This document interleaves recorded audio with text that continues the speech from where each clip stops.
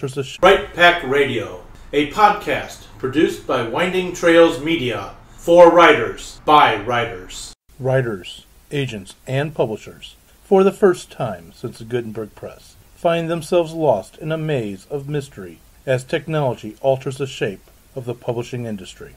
Searching for Answers is a group of writers throwing pop culture, writing, and publishing into a crucible of clarity, passion, and humor.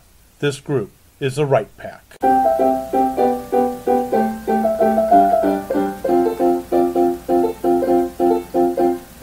Welcome back to Right Pack Radio. This is your host, David Allen Lucas, author of Crazy Things, now breaking into the audio drama world with Winding Trails Media. And with me today is... my name is Jennifer Stolzer. I'm a children's book author and illustrator, currently working on my first YA novel that I'm self-publishing. I'm hoping to have it out early in 2017. If you'd like to follow along with, Instagram snapshots of my half-written novel and all of the stress that comes along with self-publishing and editing, you can follow it at www.threadcaster.com. Thread like string, caster like magic. And Jennifer's just going to put her angst right out there for everybody. Why not? You're a brave woman. All of it. I'll warn you, at this point the blog is a lot of photos of the inside of my book with a pen stuck in it and whatever beverage I'm currently drinking.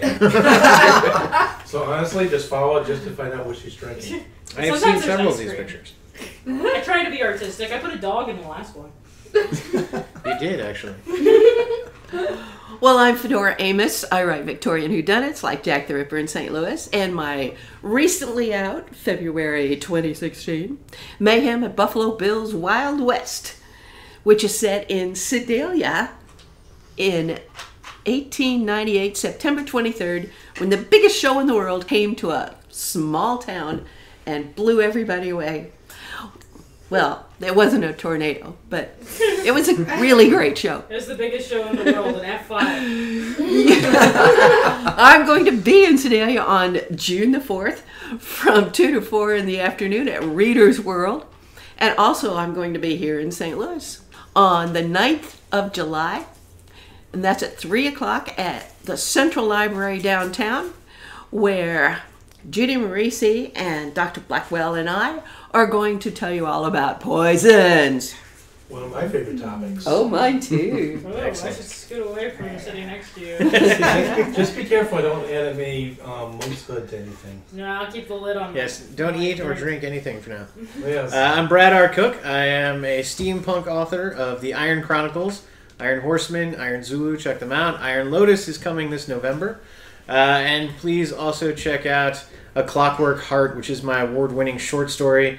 Find it on Amazon. You can find my books all over the place, but definitely check them out at Main Street Books in St. Charles.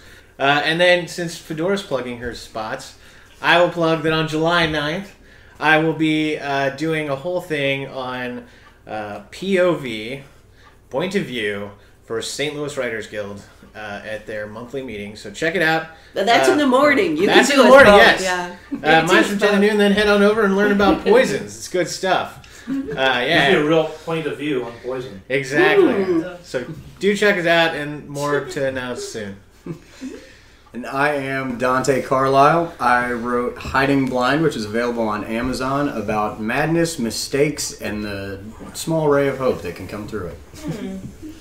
I'm Lee Savage. I write erotica for the truly wicked and under the name Carrie Lee Williams, children's books. I'm Melanie Kulaney. I write nonfiction, science fiction, and fantasy. I didn't plug this last time. I'm going to go ahead and plug it here. By the way, visit windingtrailsmedia.com and sign up for a free monthly newsletter. And we will be announcing where Right Pack events are occurring, like the ones that Fedora and Brad are going to be doing. So that way, I know your pen's not going crazy writing these down. You can simply log on, just get once a month. But please keep announcing them anyway. Well, I plan to do that. Excellent. I mean, shameless self-promotion. Here we are. In all honesty, and this is not what the topic is, people, I'm sorry, but you deserve to be recognized for your work, and you deserve to be paid for your work. And you got to tell people what your work is going to do for them and where they can find it. Yeah, that's one of the things that came out of BEA, which is the Book Expo America. Is how much of the promotion is now left up to the author. Yeah, quite a lot. Almost all. Exactly. Say all of it. 99.99%. In other words, we gotta find it anywhere we can, people. Okay.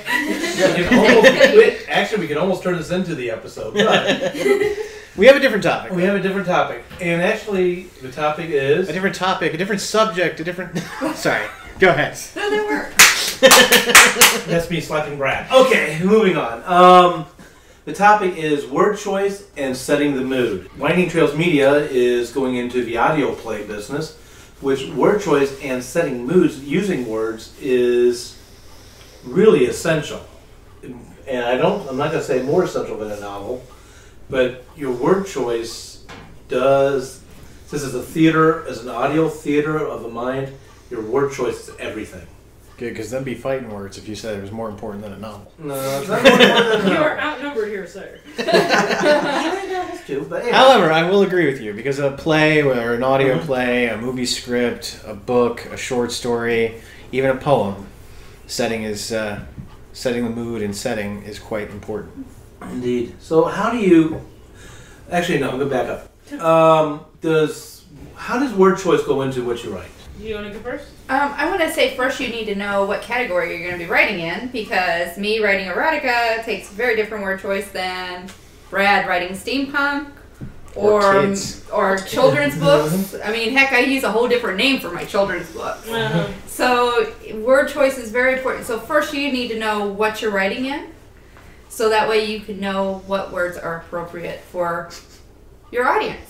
And we're not just talking about naughty words. No, we're not talking just I'm about glad you naughty said that, words, actually. because it can be setting the romance scene. It can be setting the atmosphere. You're going to describe, even if I'm describing a cafe, in my adult books, it's going to be very different if I describe the same cafe in a children's book, because the audience is different. Yes. Well, to further hand it to you, Lee, you've told me before that you write your scenes differently whether you're writing a romance book or an erotica book. True. They're very much in the same vein, but the erotica book is just a little bit more visceral and physical than a Yes. romance book, which is a more emotional, intellectual kind of headspace kind of language. Very And true. it seems subtle, but you've had trouble before switching back and forth. Yes, from I them. did. I did find... I started out writing romance erotica, and romance erotica is still mainly the love story. And then when you write true erotica, it's more of the physical connection than the story. And then I had to switch back to my romance erotica, and I had trouble when it came to the love scenes, switching it back, because your word choice is very different. You have to use more softer words. There has to be more foreplay and more romance, and not so much just go at it and pull the hair and rip the clothes off. So it was a struggle. Can we keep talking about word choice? Get a little hot under the collar over there? No, I want to know just how many words there are for sex. There are a lot. Exactly. You have to each scene you have to come up with new terms. You can't Exactly. just reuse the same terms for every scene. And in your erotica, you're gonna have probably at least 5, 6, 7 scenes. That's in the short ones.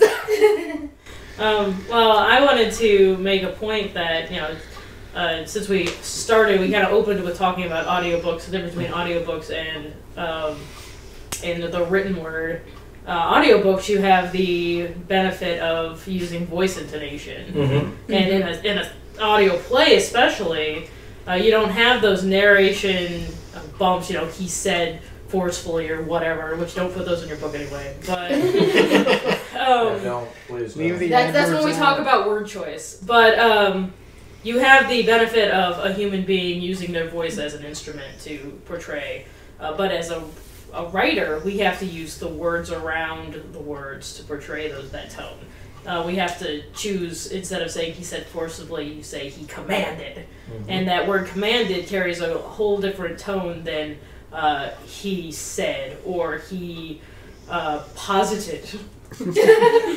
Or something like that. How about something close to commanded? Ordered. He ordered. There's a completely different feel to the two words, even though technically they're along the same vein. If the captain walks onto the bridge of your ship and commanded something, everyone rose to attention, as opposed to if the captain walked onto the ship and insisted something, then that's making it feel just a little bit different, and it'll set the scene differently. And that's just one word choice. That's one verb that you pick. Well, to throw it out there, I think word choice is probably one of the major things that you're going to have to deal with when you write a book. We were just talking about kids, we were talking about all this kind of stuff, but something Fedora and I both have to do, I know, is we not only have to use words that are relevant to today's reader so that people don't get bored, but then we also have to use historical words that are historically accurate to the terms and times of which, we're writing in. And to be honest, terms change over time, meanings of words change over time, so you have to know not only what the word means now, because your modern audience is going to infer one thing when they hear it. Yet again, what is the word meaning going back a century? What's the word meaning going back 2 centuries? And things change kind of drastically like that. So I think word choice is huge when it comes to, being an author, writing down, what you're trying to get across. And then not only that, as a children's author, a lot of big words are not available to me because my audience has no idea what that means. And it's going to throw them out if they have to have a dictionary sitting next to my book. Right. So, especially as a middle grade author, YA is a little bit different. YA, I can use a lot of terms that I would use with adults because kids are really educated. But middle graders, I have to kind of dial it back a bit, but then I also don't agree with dialing it back too far because... And you don't want to talk down to them. Yeah, kids are really smart. Yeah. And that's how they expand vocabulary. Exactly. Well, that's the difference between adding context clues. And Exactly. Just real quick, I'm glad. I love how you opened up the door for me there, Brad. 2 examples. First off, talking about using sex, different phrases for sex. I didn't open that door. Recently, 1800s, it was called horizontal refreshment. Talk about, and that's late 1800s. Let's talk about something very different context that we would think of nowadays. Slang. But let me go ahead and just use an example of a word that used to drive me batty. Used to actually make me look angry when somebody came up and used it on me. Though in modern day terms, it's not an insult. If I go back to the late 1800s, early 1900s, it was an insult. So how you doing, dude? The term dude, this is where you get dude ranches from, meant dressed up dandy who didn't know anything about what he was supposedly doing. Nowadays, it's a man. Hey, dude, how's it going? Well, surfers kind of took it over. Exactly. It left the hands of the cowboy to the surfer. So, I think Lee was next, but I'm not sure if you two was. Okay, so Lee. Okay, I wanted to expand on what Brad was saying about middle graders because I just recently went to a workshop for YA children's books. And they were saying one way to expand the vocabulary in your children's book is to look and see what the current vocabulary words are for the grade you're aiming at. And especially the challenge words that the teachers like to use that year or with even back a couple years. And those are words that they're going to come into contact during that year, so they like it when you put some of those challenge words into your book. Exactly. Okay, I was just word choice. I was reading a book, I think it was, Terry Pratchett. The book was called Snuff, which they're actually talking about the tobacco product there, speaking of word choice. But one of the little jokes, this is humorous books, but one of the jokes, the part of the book takes place on a riverboat called The Wonderful Fanny. Now, that's even funnier if you're British, because Fanny doesn't mean what it means in the U.S., in American English. Fanny refers to the front of the male anatomy. I thought it was the front of the female anatomy. Actually, I might be confusing Australian English with British English, but in some form of English, it is the male part, but you're right, in some parts it is the female part. So I it's always one heard of of those. it as the female bed. So I might have this wrong, but the point is, throughout the story, all the characters knew this double meaning and this double entendre, and it's just they kept having trouble saying the name of the boat. Well, I think that we all have to be careful in saying something that we mean. And that is really the key issue here. Because while perhaps everyone who ever reads historical mysteries knows that the gay 90s referred to being happy, being optimistic. But still, it's not a word that I would choose to use lightly, even though I write in that time period, because I don't want my modern reader to say, gay? Yeah? It's going to distract them. Just Exactly. the word child. It really is, yeah. Mhm. And it's just amazing how phrases and words have changed meanings. How many people know if your dogs are tired? That means your feet. Yeah. Do you know where that came from? Early 1700s. When your pooch died, when your dog died, you turned because nothing went to waste, your dog became your dancing shoes. Really? So, On that happy note, we transitioned on to that happy note, let's talk about tones of words. We talked about. Tell us more. Well, never mind. before we Go for leave it, Laura. actual word choice, I think that I have to give the wonderful quote by the most wonderful writer ever, Mark Twain. He said that the difference between a word and the right word is the difference between lightning and a lightning bug. Well, to throw out other famous quotes, I will totally quote one of my favorite English teachers, Mr. Keating from the Dead Poets Society, Mr. Robin Williams, who told us, you know, that not to use very and to use something else Yes. accordingly, you know, because someone is not very tired, they are Exhausted. exhausted, one is not very hungry, one is, I can't remember the Famished. exact word. Famished. Now I gotta look it up. It's true. Well, if you're taking word choices to mean eliminating filler words, what I call packing peanuts. They're varies and reallys, and that's just. I hate just. Yeah. And Yes. evens. Some evens can definitely be removed or replaced. All right. I love that on And that all those first feeling edit. words. Yeah, you get Chris- through on that first edit, and Uh-huh. about 3 times every paragraph, you're like, oh no. Well, on the varies, to quote Twain, you should replace very with damn. Your editor will strike it out, and your work will be better for it. Christine Matthews, who is a wonderful editor, says that you should get rid of all the little words that you can, and she is on a personal vendetta, excuse me, with words like the, for example. Get rid of them if you possibly can, and if you look at it, almost all the time you can. How does word choice go into play with dialogue versus the narration of the story? Because a lot of what we just talked about was narration. I've actually done one of the things that I've done with almost all of my novels that I've written is that I don't appreciate proper language in dialogue.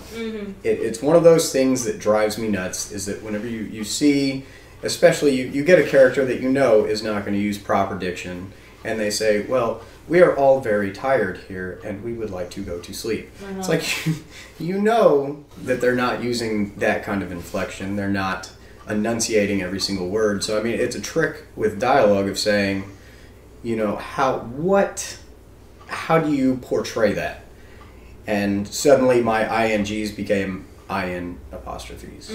And a dozen other weird little tricks like that, in order for whenever you read it aloud, it sounds exactly as someone would say it. That's You just have to be careful with that because sometimes it makes it impossible to read. exactly. there's a balance there. If no one else has anything about dialogue, but there. Well, then I think we could talk a lot about dialogue. Yeah, I think so. I was Okay, just- but I was just about a dialogue. different thing. I recently edited a paper, a scientific paper, by someone whose first About language. word choice. Yeah, someone's first language was not English, and the paper given to me was written in English, but there were problems, and that's why I was dealing with it. You know how long it took me to figure out a scientifically accurate term for popsicle stick? It is not a wooden board. No. But I couldn't say popsicle stick because that is an appropriate language for a scientific journal. I ended up looking up the definition of the popsicle stick and tongue depressor. Turns out it's, I think, a wooden spear. A sphere, like, you know, your stab... A spear? Spear. Yeah, thank you. Something I can't pronounce. Another thing, I didn't realize how subtle articles are. So I mentioned getting rid of the, and as in a. It is incredible. I knew instantly when it was wrong and when to change it and when to add it and when to take it out. But that was the #1 most common mistake. Especially without English as a first language. Yeah. So. I was just going to throw out Stephen King's whole rule about getting rid of adverbs. Yeah. You can drop almost every adverb, and those are your ly words. Please. Yeah, out of your novels, because the description, you'd be better off to describe what's happening than just to use an adverb. Sure. But let me pause for a second. Would you drop that out of dialogue? Depends upon the dialogue. I mean, if your character is going to use that, then no. But I would drop them out of your Narration. Right? and your tags, because probably half of all adverbs are going to be dropped into dialogue tags. Right, and I'm counting dialogue tags as narration. It's not the character speaking necessarily. Yeah, and then the other one would be going into words that can be dropped. I have yet to find a that really needs to be there. Yeah. Maybe. That's it. Okay, you could probably just say, It. but yeah, no, I'm sure there's some that's that need to be there, but that's and a's and justs. Suddenly is a great one to get rid of. Oh, yeah. We could, I think we could talk about all the words that, and there is a list actually. Google it of all the words you should get rid of. Great Tumblr post on that. Yeah, talking about dialogue. Yeah, I understand what David's saying, that dialogue is existing between the quotation marks. I wanted to bring up kind of what we're driving at, just to summarize it, that humans, as you can hear all of us, we're talking about the words we're not supposed to use and then we use them. It's because spoken English is incorrect. It's passive voice. It's full of ums and that's and filler words because our brains are creating it on the fly. And it sounds right to us in our heads. And that's why our first drafts are full of those.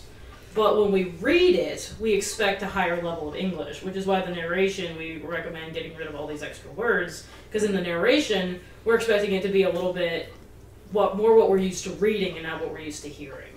When you're writing in dialogue and they speak, like Dante said, in a more refined English, they start to sound like a robot because that's not natural to what we hear people say.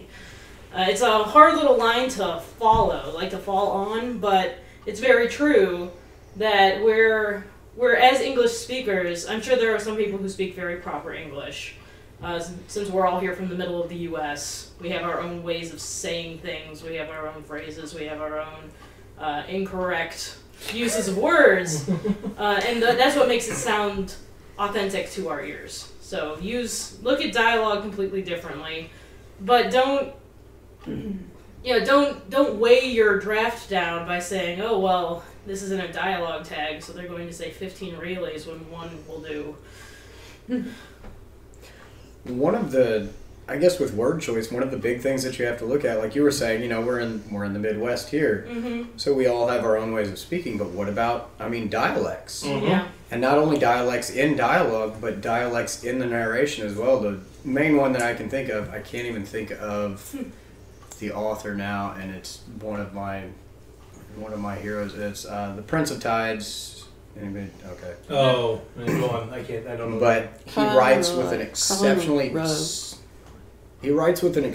southern dialect in almost everything that he writes, and you get that. And it infuses the entire book, like you said, with setting the mood, that kind of thing. There's always that feel of the Southeast, that swamp, that just because of the dialect, and we all attribute that dialect to that particular part of the country, whatever said about. It sets the mood so well that he writes in the same dialect throughout all of his novels, and that's his elusive voice, his writer's voice. That's and that'd be difficult to change that kind of thing on a whim. If you wanted to write a book about, like, Fedora does about Victorian era things. I mean, it's You'd have to do your research. yes. I just want to warn people or give you a little heads up. We're not talking about worrying about this so much your first draft. Mm-hmm. Yeah, this is not. Because this will hang you up. Because I ran into this issue, and they know at the writing table I was getting so hung up on my word choice that I could not physically write. I was just like, and I had to wait until I went home at night. I was almost asleep, and then like poop. Then I was able to like write it out because I wasn't worried about my word choice anymore. Worry about your word choice after you get everything down. Then you start going back and editing. To quote Dead Poets Society, to avoid using the word very, because it is lazy. A man is not very tired, he is exhausted. Don't use very sad, use morose. Language was invented for one reason, boys, to woo women. And in that endeavor, laziness will not do. John Keating. Just taking a pause there for a second. Yes. All right. A little brief interlude for some Dead Poets Society. We So- can now quote from Nuwanda if you want. No, I'm just kidding. Okay, so I want to go back a little bit, and like our previous episode we aired last week on flashbacks, I'm flashing back to something that Lee brought up. You use word choices to be different for children's books, and I also want to go explore something Brad said too with that in a minute. Romance, and then of course erotica. And What- poetry. And poetry, okay. You know, you have to. Well, poetry is a whole nother word Poetry is dance. all word choice. Yes, very much so. It's all word dance. How, if you were writing, I'm going to give you a scene, and I want to leave this open to everybody. I'm just going to make it plain, and just tell me how you would write this in the genre that you prefer to write. I just want to use an example. I'm being very plain with this. I'm trying to be genre neutral. Tom walked on the docks and kicked a can. You can choose however, day, night, whatever. Okay. Tom walked along the docks as the moon glistened on the water. He was thinking about his lost love. It set him with anger, and he kicked the can. Okay. Anyone else? See, I'm not going to use an exact word choice, which I think is kind of the point, but in my particular genre, I'd be focusing more on the shadows beneath the docks, almost focused more on the sound of his footsteps as they echoed, and then the crash of the can, in an otherwise quiet night. You know, you gave us a homework assignment, but you didn't give it to us beforehand, so we had to write this down. Yeah. Sorry, I'm doing it on the fly. Yeah. Well, to be perfectly honest, depending upon what age group I'm writing for, that might actually just be what I wrote. I'm glad you said that, yes. I'll give it a try. Tom sauntered along the decks. He kicked a can. Take that, bastard. I'm not gonna attempt. You're not going to that. attempt it? I could, but we've heard a lot about Tom. Tom stared at the can, pulled out his revolver, and shot that shit down the docks. See, that's the Tom I want. By the way, I would not write that for kids. Now, talking about writing not just for kids, but writing period. What are some ways to make sure that you're not talking over your audience? I'm referring to, yeah. Like over their heads? Over their heads. Well, I think this is where purple prose gets you into trouble.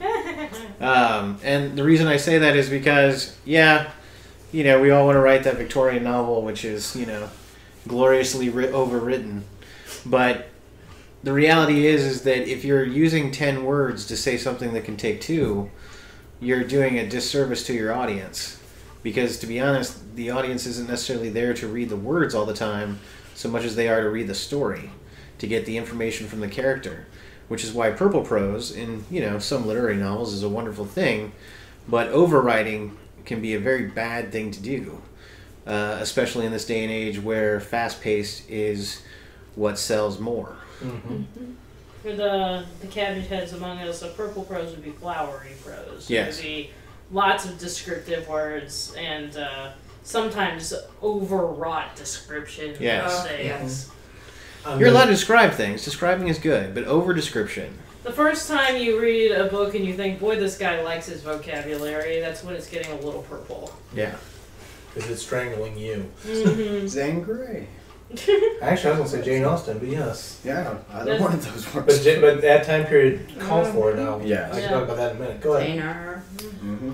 I was going to say that if you use a word that you have some need to use, and yet you don't believe that your audience is going to be able to understand it, that the best solution, I think, generally, is to explain it in the following sentence after you use it. Yep. Mm-hmm. For example, if you needed to explain gross indecency, which in Victorian speak would be homosexuality, then you should tell what it is in the sentence following the sentence where you use the word, because that was an actual term that somebody could get arrested for. Yeah, let's define, explaining it. We're not talking about doing a parenthetical aside. You say, psst, that means homosexuality. No, it's, I'll cite an example of my own.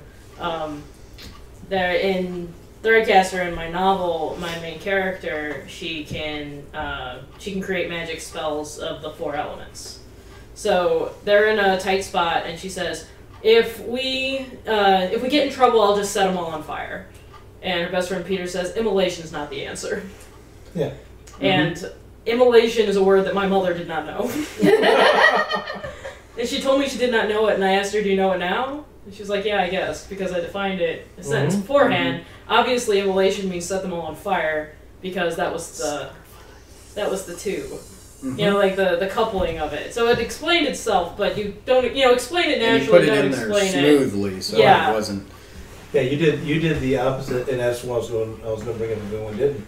You did the opposite of what Fedora was saying. Fedora was doing the, here's a word, and then I'm going to explain it through some other action, not going, here's the dictionary definition of this phrase. Don't bring Iago in from off sides to have him talk to the audience and then we'll leave again. But you did what I call the build-up to it. Earlier, I called a tongue depressor a wooden spear. Still can't say it. Turns out that was the wrong word choice. It's a wooden blade.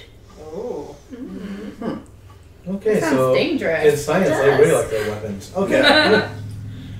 And that brings me to another thing that I've had to, with going back to college, and everyone thinks, oh, writing papers must be so easy for you. Oh, God, no. No! Because I have to write A&P and scientific papers, not fantasy or make-believe. It's a whole different thing. I know I've got 2 different voices between my essayist, shall we call it that, and my fiction. Yeah, and we've talked about this before. Like, a blog article is written one way. It's written more conversationally, usually. A scientific paper is written with scientific language.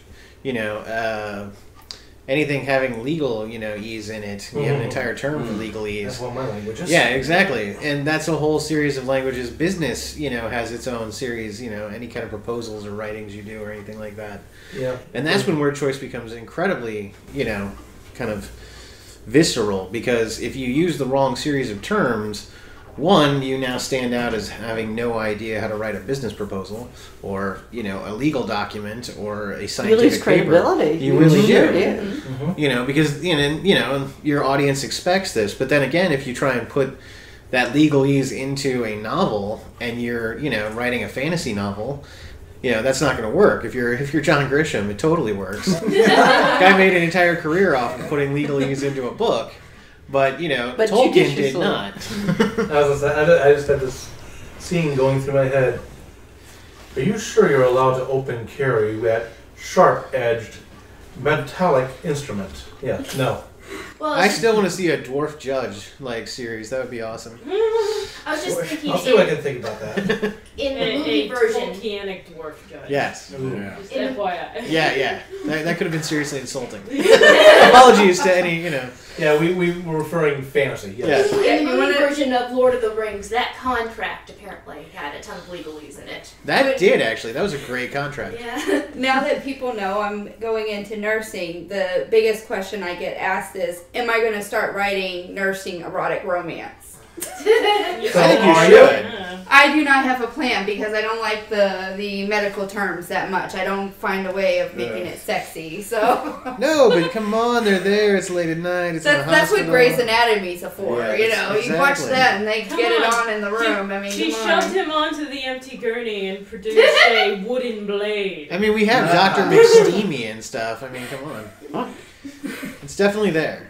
It's definitely Don't plug there's a yourself market. off to it I again. don't think I'll have the market for it, but I like my fantasy. Too Maybe you'll much. put a doctor into one of your Well, vampires. technically, Surrender of the Night, she is a lab person. She works for. So now you're gonna have to go back and works correct at- all your terminology. Yes, You know I it. will have to correct some of that because though I did do research ahead of time to find out the equipment she would be using to do some of the blood work and stuff and looked up all that before I ever went into nursing. I don't know if I'm beat right, but I just finished Jennifer's this scene in the erotic phrases, but past that, like, This is why I wanted to go back to word choice. And let's you go back talking to about word sex. choice, please. Go ahead, Brad. No, I really don't want to talk about word choice and sex. It's okay. Our Go on. job is to put the best possible words in the best possible order. Yes. That is what writers do. Right. And that is why we are in kind of a different class than people who just ordinarily talk. Because I'm sure that Shakespeare, while he used the same words that other people wrote, he did not put them in the order in which other people would put them. He also invented. He put a them bunch of in words. perfect order, in fact, and that's why we still love him today. So we aspire to that kind of greatness. We may not achieve it, but still, putting the best possible words in the best possible order is about the noblest goal a writer can have. Your dovetail. I was going to talk, Shakespeare, talking about your word choice, he invented a lot of words because he needed a word to describe the part of your arm where it bends. So he invented one, and we'll use it. Elbow. It's called an elbow. I was asked by a client, I'm an illustrator by trade, so I was asked by a client of mine who wrote a children's book, what did I think of Dr. Seuss? And I'm like, well, what part of Dr. Seuss? The drawings? Or, whatever. She's like, no, what about the fact that he uses so many nonsense words? What's up with that? Because she's writing the books and she's trying to adhere to, like, common core principles and put vocab language in. And she's like, what's up with all these, made-up words? Well, Dr. Seuss made up a bunch of nonsense words because he wanted a nonsense tone Yeah. in his book.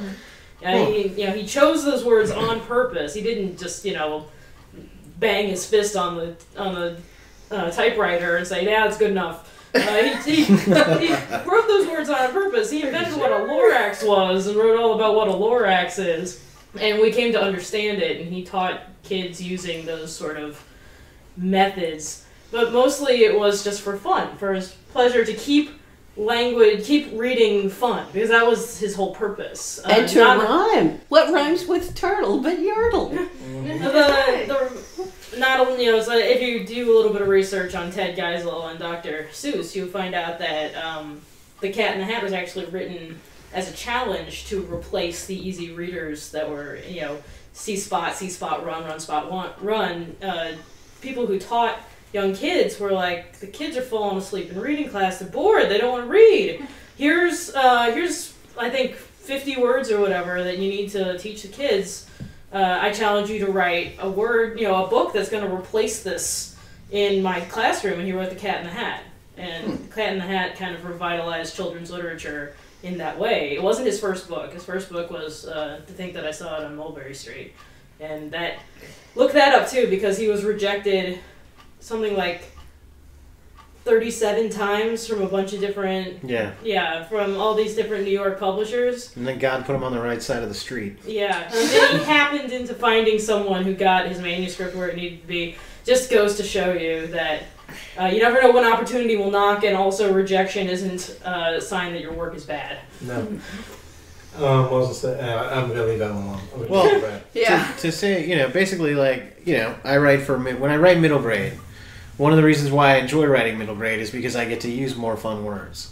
I get to use words that would never fly in an adult novel because they'd be considered absurd and out of place and everything like that. But because I'm having fun with writing, and the job is to entertain somebody who's new to words anyway, that it's fun to do. But the point I wanted to make is actually going back to about word choice. One of the things writers get called is wordsmiths. And it's true. We are the crafters of words. One of the reasons I think every writer becomes a writer is, one, because we love telling stories. But I think, two, because we love putting words together and making kind of something new out of it, making something beautiful out of it. Finding something other than I walk down the street. There are 1,000 different ways you can say I walk down the street. And I think kind of figuring out which one you most want to use is kind of what sets, as you were saying, what sets writers apart from people who just talk. But I love wordsmithing. So, go ahead. With doing poetry, you have to paint a picture very quickly, and you get to use words that you wouldn't use in any traditional book because you have to worry whether if you're gonna rhyme, you have to make sure everything rhymes. If you're gonna do the other type of poetry, then you still need to have a certain flow to it. So you have to time everything. Iambic pentameter. I was reading a short story once, and like 2 sentences were in iambic pentameter, but the rest of it wasn't, and it was the shame because those 2 sentences were great, but it so did not match the rest of the story, so it had to be edited out. Another thing, I'm just going to jump a little bit off. I'm still on word choice, but away from it is when someone talked about looking at vocabulary. You can run, if you use Microsoft Word, one thing you might want to do is when you run spell and grammar check, they have now I forget, FK, flash something. Anyway, it tells you for reading level, but what you just wrote is. For example, if it comes up as a 9.5, you just wrote freshman level halfway through the year, where the vocabulary is supposed to be. Fancy. There is supposed to be some websites out there that you can do the same thing to it, and I will tell you, sadly, I almost want to break into tears when I say this. The average adult vocabulary level is somewhere around 6th grade. So if I just got done writing a 11.4 on that scale, I really just wrote above everybody's head. Unless you did a really good job in defining your terms, like immolate. Right. I appreciate that. It also depends on what you're writing. Exactly. If I'm writing a spy thriller that's meant for the general public, then maybe I'm going to keep my diction lower than if I'm writing a literary novel that's meant for, someone who's highly educated and seriously artistic or something. Or if I'm writing a scientific paper, like somebody next to me here, then it would be but expected that's to have different. Speaking of scientific papers, actually, there's different levels of scientific papers. There's journals like the Scientific America, where they're scientific papers, but they're geared towards the general audience. Then there are general science journals like Nature, which they're targeted towards scientists, but it could be any type of scientist. Then there are the specialty journals, where like if you're a geneticist, you'll read this journal, but if you're not a geneticist, you'll never read this journal. But the general rule of thumb for a scientist writing, and by the way, a lot of scientists can't write, this is why I did so much editing in my old job. The rule of thumb is try and aim one level below what you're going for. So for example, if you were trying to write for Nature Genetics, write like you are really writing this article for Nature. If you're trying to write an article for Scientific America, pretend you're going to do it, publish it in the St. Louis Post-Dispatch. Most people, at least most scientists, think people know words that they really don't know. And this is a mental way to help you do that. I have no idea how well it will work as if you're trying to write a young adult aim for middle grade. I suspect this might be a specialty to people that have spent like 16 years in education. No, it wouldn't be. It would be if you're trying to write for like a 17-year-old, write on that level, because you wouldn't write down to the middle grade level for a YA. Kids no, that's not. That's the point. Yeah. Is you're supposed to. For instance, if you were writing an article for Nature, well, it has a certain level that's above that than for Scientific America. But- But most people writing Yeah. miss that level and go a level higher than they, at least a level higher than they think they are. But as, you know, someone who writes for middle grade, what I often will write about a 13-year-old. My audience isn't 13. My audience is an 11-year-old. Yeah, they normally know. want to read about someone older. Yeah, exactly. So, you know, even though I'm writing about a 13-year-old, and a 13-year-old would probably say things in certain ways, I'm going to keep a lot of that. But the reality is that, you know, I'm aiming it at an 11-year-old. So when you're talking about looking up words that, you know, are going to be happening, I'm not looking up the words a 13-year-old's learning. I'm looking up the words that an 11-year-old is learning. So your challenge word should be a 11-year-old challenge words. Or, you know, yeah, or, you know, because, and to be honest, I don't write down to kids. Every, like,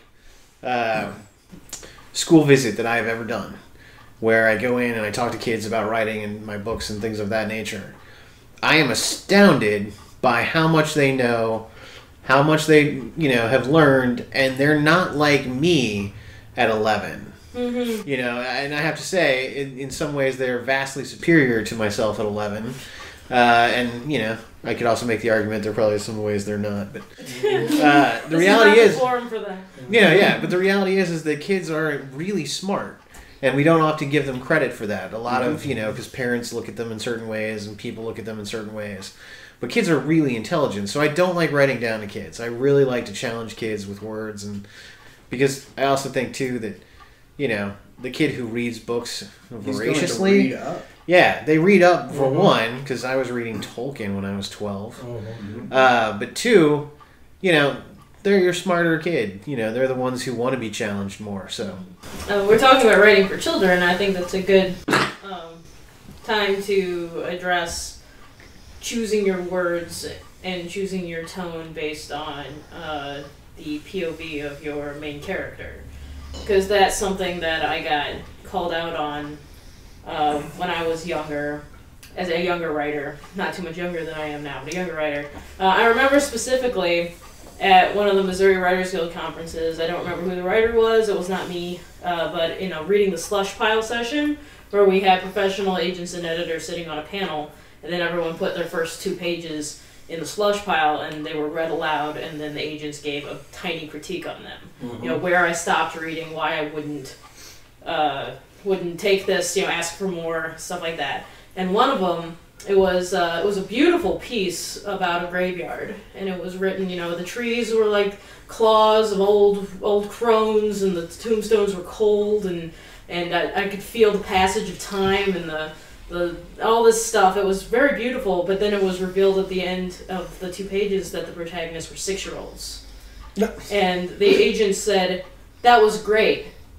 No 6-year-old said that." And the person in the audience, you got to talk back and forth, was like, well, but the narration, like, they didn't say that, it was narration. Like, no, your POV character is your POV character throughout the whole book. yes, In the narration and in, unless you're talking, you have a third-person narrator, and it's an omniscient thing. Right. But even then, your main characters, there's still going to be a main one, and the tone of the narration should match the tone of the character.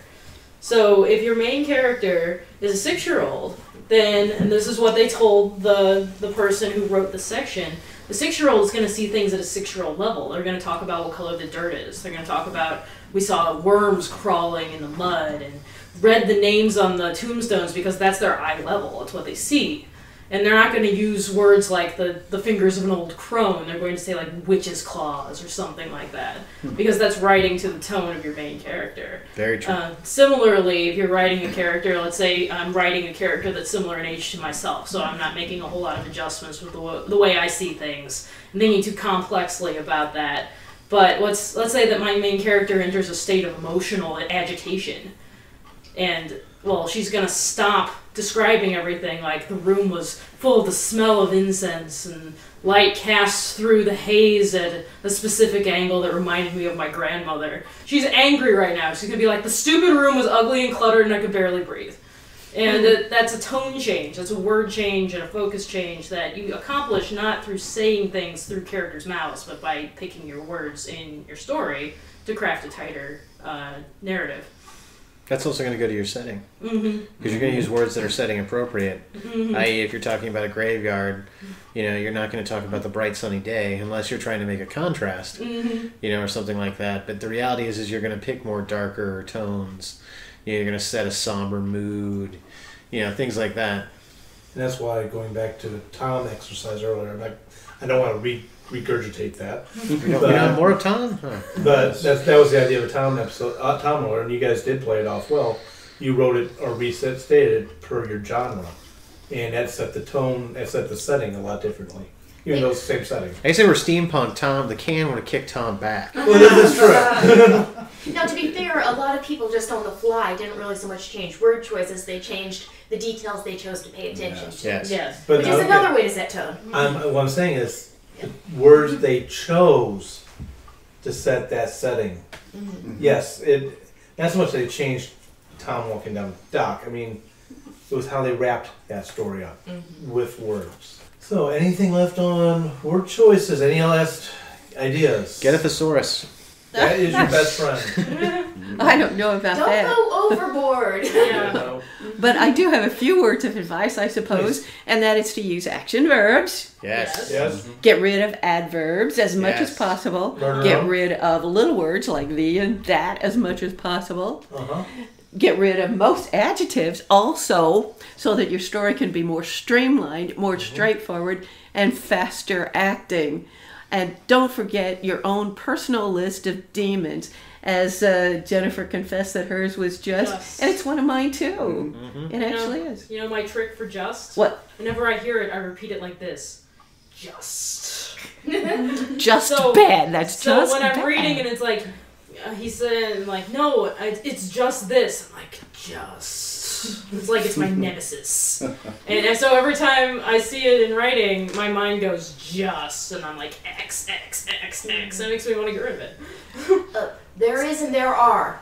I don't recall ever reading it where it couldn't just be crossed out and completely eliminated. Yeah, there is one of those you can always get rid of. It's a passive voice.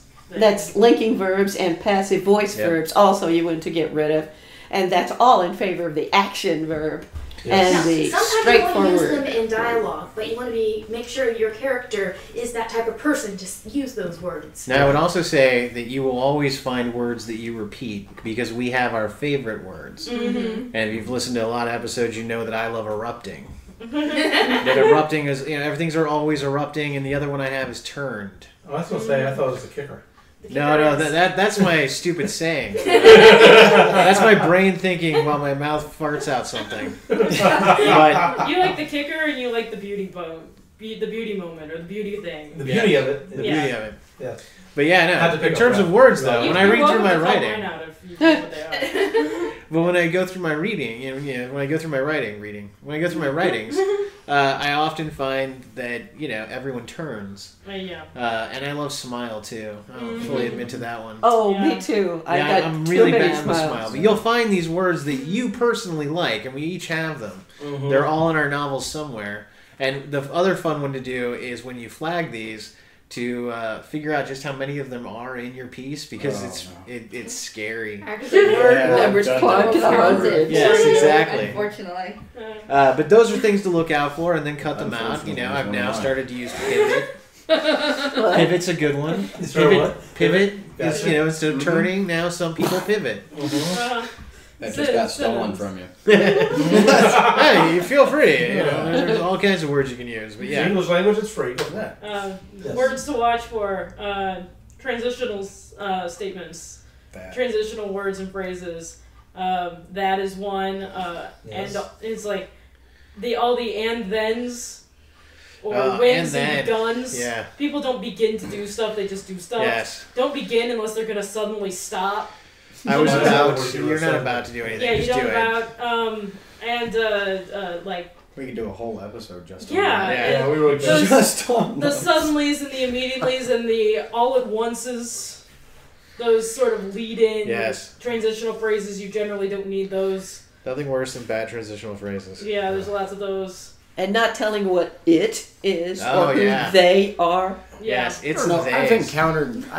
I've played back and forth with it, because there's. But you should identify it. Written Right. exactly. I mean, I identify it first Nothing's wrong with it. because I tried to get it out of there completely. If I had a subject, like I'd say their name, but suddenly then I get a paragraph that has someone's name in it 4 times. I'm sitting there, I'm like, somehow I have 7 lines, and I've named this one person 4.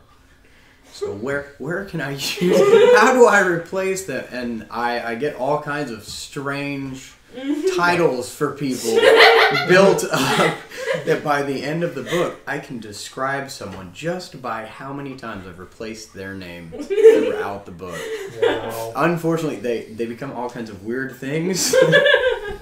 I'll have to go back through and be like, That'd be interesting. She, Yes. they can be used. that's they Once you they find it, can. Yeah. Unfortunately, if you have three subjects that are Oh, very yeah. active in a scene, and Yeah. you get 4 he's or she's or theys in there, and by 5 lines and 10 lines of dialogue in, you're like, wait, who is what? Uh-huh. And you just confuse, so you start using replacements for There was names and One time, I actually changed the character from male to female or female to male, I forget which, just so I would have a he and a she and not 2 he's. that is impressive.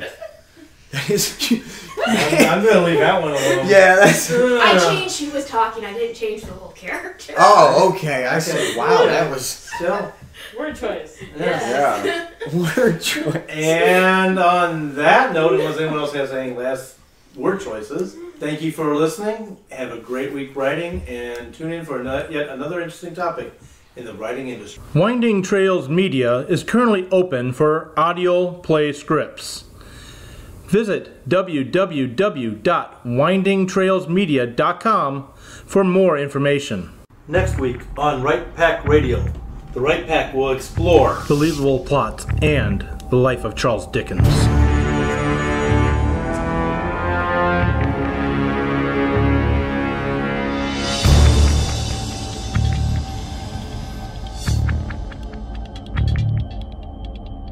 The music for this segment was brought to you by Purple Planet, which can be found at www.purple-planet.com. All copyrights belong with them. Do you have a new book coming out? Do you have a book series that you wish others knew about? Promote your books or author services on Right Pack Radio.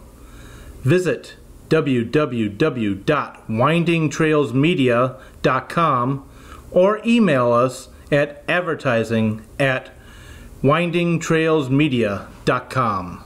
Thank you for listening. The new theme songs for Right Pack Radio were written and performed by Meredith Tate. All copyrights remain with her.